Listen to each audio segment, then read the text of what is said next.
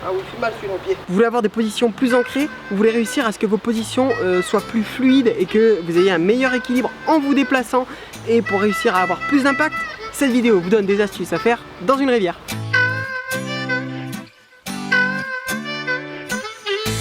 Salut les amis, bienvenue sur une nouvelle vidéo du blog Corps Esprit Martial, la troisième vidéo pour trouver des exercices pour s'entraîner dans une rivière à galets. Je le rappelle toujours, s'entraîner dans une rivière c'est dangereux, renseignez-vous si vous pouvez bien sûr y avoir accès, mais surtout faites attention à ne pas vous blesser, nous ne pourrions être tenus pour responsables si vous vous blessiez en faisant l'épitrerie qu'on fait en vidéo chez vous. Aujourd'hui on va parler de position.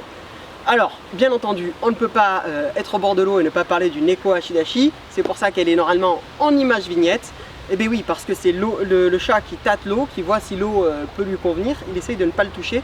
Et c'est vrai que c'est un bon moyen de travailler parce qu'on est sur un lieu instable. Mais bon, moi, c'est pas ma position préférée parce qu'elle fait mal aux cuisses. Moi, j'aime énormément la position Fudodachi qui est utilisée notamment en Shotokan Kaseha. Ça, c'est pour les positions, j'ai envie de dire, plus classiques et traditions japonaise.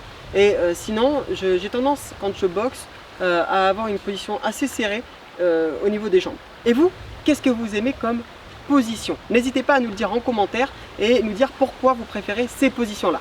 Donc comme vous le voyez dans cette rivière il n'y a pas de courant, ce qui veut dire que c'est pas le courant qui va nous provoquer une résistance suffisante pour vraiment faire travailler nos positions. Mais ça ne veut pas dire que vous ne pouvez pas travailler vos positions. Vous pouvez très bien les travailler en dynamique. Vu qu'il y a les problèmes de stabilité dont on a déjà parlé dans la vidéo juste en haut que vous retrouvez dans le i, eh bien, vu qu'il y a ces problèmes de stabilité là, le fait de les avoir en mouvement, ça va vous obliger à être bien stable et bien ancré. De plus, regardez là, sur la vidéo, je glisse petit à petit. Réussir à retenir la position, c'est hyper intéressant et à un moment vous allez lâcher et vous allez finir à l'eau comme moi, mais c'est quand même bien rigolo. Et pendant que j'essaye de ne pas me casser la figure, abonnez-vous hein, et activez la petite clochette. Et les plus courageux d'entre vous, vous pouvez même essayer de faire un peu de shadow sur les cailloux.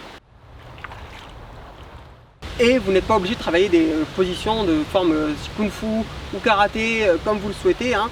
Vous pouvez très bien travailler vos positions de boxe, vos positions de muay thai. Voilà, le tout est de travailler la position dont vous avez besoin.